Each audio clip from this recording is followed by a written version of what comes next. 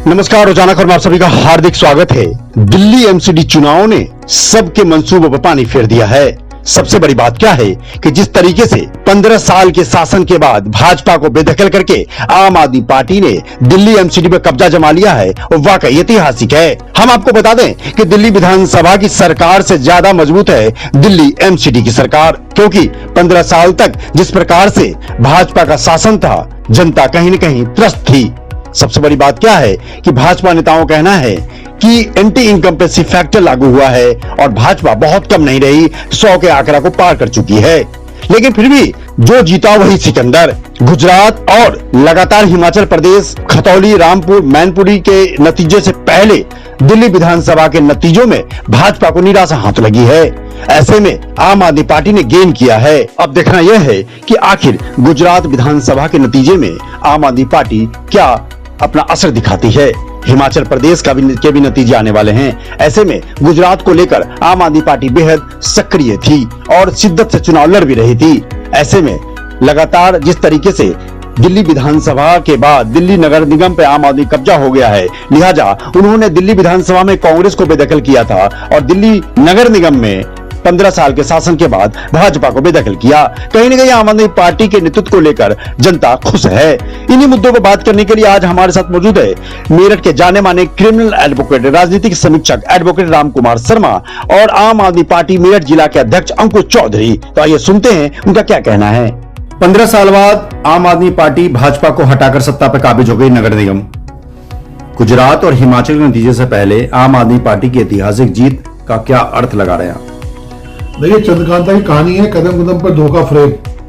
राजनीतिक तांत्रिक क्रियाएं हुई, एक ने कम करी, एक ने ज्यादा करी, और यही राजनीतिक तांत्रिक क्रियाएं हो रही हैं, पूरे देश में हो रही हैं। तो नगर निगम चुनाव में अगर एमसीडी में हो गया तो कौन सा बड़ी बात हो गई, है ना?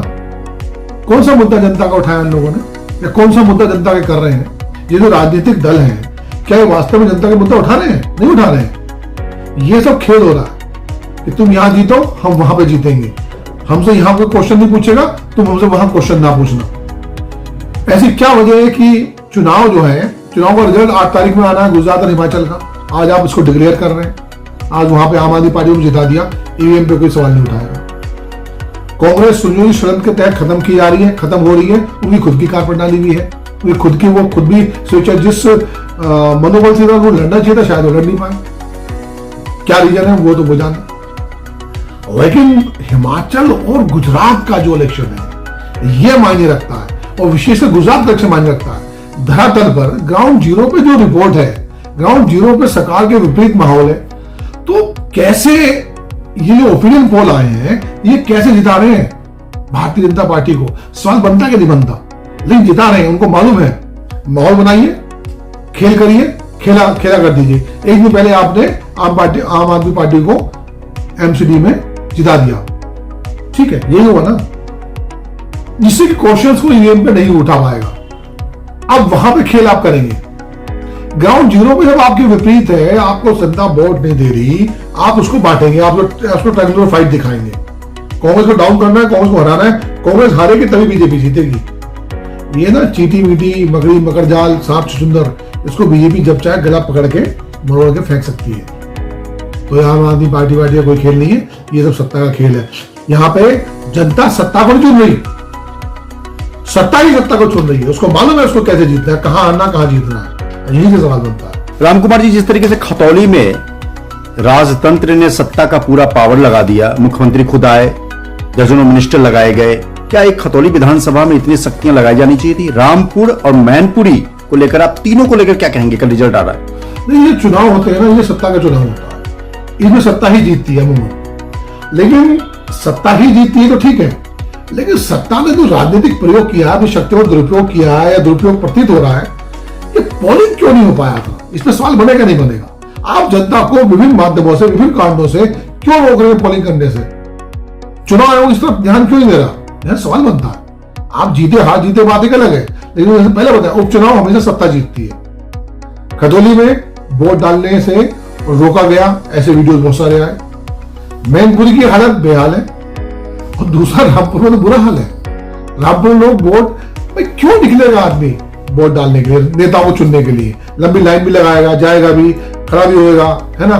और फिर मुकदमे भी झेलेगा, गाली गलौज भी सुनेगा, उसे मारपिटाई भी होगी, कासूनी भी होगी।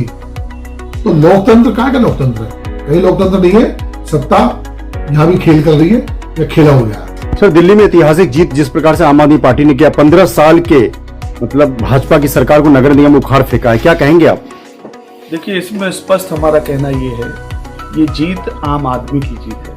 ये जीत अरविंद केजरीवाल के उस मॉडल की जीत है जो इस देश के अंदर सुनामी की तरह बढ़ रहा है। बिजली, पानी, शिक्षा, स्वास्थ्य, रोजगार की ये जीत है। जनता के बुनियादी असल मुद्दों की ये जीत है। दिल्ली एमसीडी में आप याद होगा आपको, इस एमसीडी के चुनाव के अंदर 9 से ज्यादा मुख्यमंत्री इनके लगे थे। इस एमसीडी चुनाव के अंदर 17 से ज्यादा इनके सेंट्रल मिनिस्टर वहां पर लगे थे। इस एमसीडी के अंदर 400 से ज्यादा सांसद गली गली प्रचार कर रहे थे। और क्या प्रचार कर रहे थे? दुष्प्रचार के सिर्फ और सिर्फ आम आदमी पार्टी को हटाना है। अरविंद केजरीवाल को तरह तरह की धमकियां दी गई।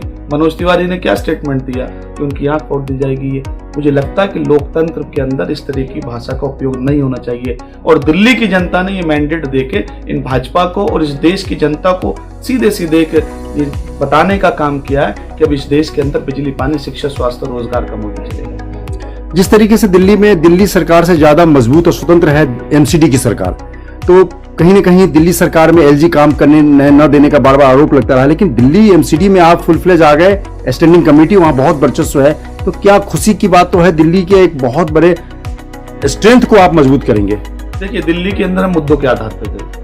जो आपने कहा बिल्कुल सही बात है। दिल्ली के अंदर लैंड जो थी वो पूरी की पूरी एमसीडी के अधीन आती है। दिल्ली की जो सफाई व्यवस्था है वो एमसीडी के। हम लोगों ने दिल्ली की जनता से क्या कहा कि हम लोग इन कूड़े के ढेर को साफ करेंगे, हम लोग नाली, बिजली पे इस पे काम करेंगे, दिल्ली की साफ सफाई पे काम करेंगे। हम लोगों ने एक मॉडल बना के दिखाया चांदनी चौक का। इसी तर्ज पे तमाम जो व्यापारिक प्रतिष्ठान है, तमाम जगह है, उसको हम सही करने का काम करेंगे। आरडब्ल्यूए को हम बहुत सारी पावर देने जा रहे हैं कि वो अपने बिहाफ पे भी बहुत सारी चीजें कर सकते हैं।